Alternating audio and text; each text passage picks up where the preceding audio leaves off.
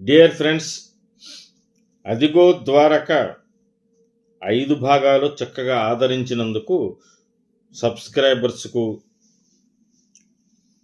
వ్యూయర్స్కు నా యొక్క ప్రత్యేకమైనటువంటి కృతజ్ఞత అభినందనలు. అయితే ఈ ద్వారక నగరం గురించి మనం చూడకపోయినా కానీ మన కళ్ళకి కట్టినట్లు చూపించినటువంటి తిరుపతి వెంకట కవులు రాసినటువంటి అదిగో ద్వారక ఆలమందలవిగో అనే పద్యం గురించి మనం చెప్పుకోకపోతే ఈ అదిగో ద్వారక అని నేను ఈ 5 భాగాలు చేసిన దానికి నాకు కూడా తృప్తిగా ఉండదు. అందుకని వారిని తిరుపతి వెంకట కవులు రాసినటువంటి ఆ పద్యాన్ని తలుచుకుని ద్వారకా నగరం యొక్క విశిష్టతను తెలుసుకొని ఈ అదిగో ద్వారక అనేటువంటి ఈ భాగాన్ని నేను పూర్తి చేయదలుచుకున్నాను. తిరుపతి వెంకట కవులు రాసినటువంటి అదిగో ద్వారక ఆలమందలవిగో అందందు గోరాడు అయ్యది ఏ కోట అదే అగట్త అవే రజ్జల్ వారలే యదవుల్ ఎదు సింహుండు వసించు మేడ అదిగో ఆలానదంతావలాభ్యుదయంబై వరమధురాంతర తురంగొచ్చండమై పర్వెడిన్ అనేటువంటి పద్యం. అసలు పద్య రచనలోనే ఒక విప్లవాన్ని తెచ్చిన వారు తిరుపతి వెంకట కవులు.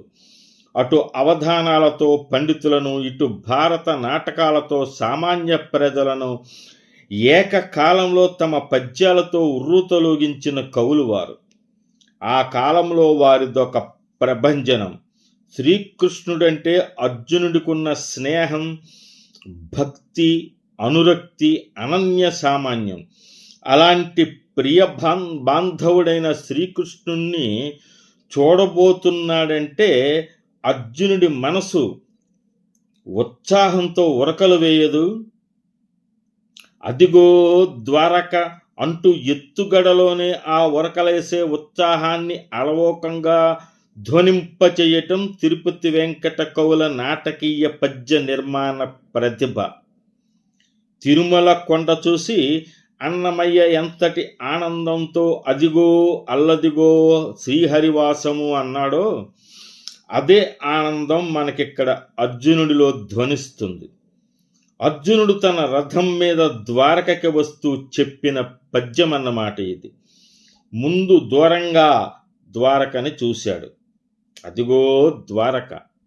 కాస్త దగ్గరకు వచ్చాక నగర శివార్లలో ఆలమందలు కనిపించాయి.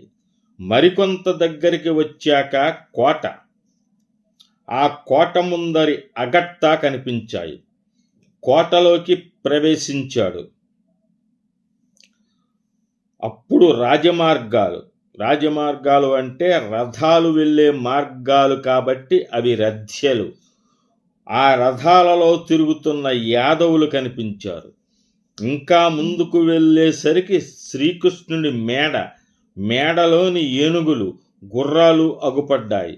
ఈ ఒక్క పద్యం చదివేలోపు అంత దూరం ప్రయాణం చేశాడనమాట అర్జునుడు.